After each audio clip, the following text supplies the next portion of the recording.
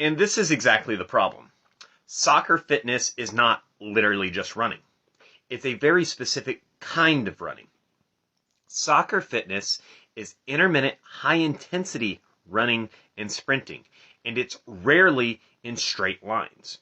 In the video this comment was made on, the fitness test that they're using is running from one penalty box to the other penalty box 25 times, and you see how fast you can do this. Well, this is mostly linear. Yes, there is one change of direction each time you do a rep, but it's still mostly linear.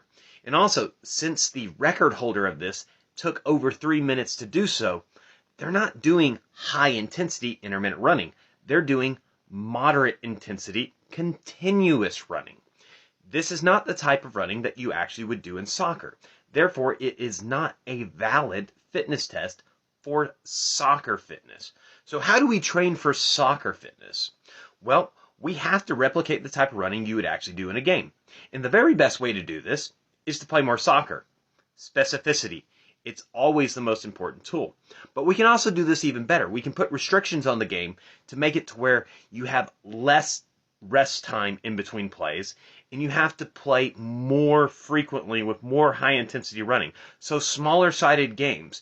Games where you have people on the sidelines to prevent the ball from going out of bounds. So you don't get any rest when the ball goes out of bounds like you would in a normal game. This will push the intensity higher and give you less recovery to give you more conditioning. Now, what about non-soccer specific conditioning drills that you could do? Well, you could do high-intensity interval training, or HIIT as it's called. This would replicate the fitness requirements in soccer significantly better than steady-state continuous running. And more important than that, and this is something I highly stress for soccer players, speed training is way more important than conditioning. And the reason for this is very, very simple.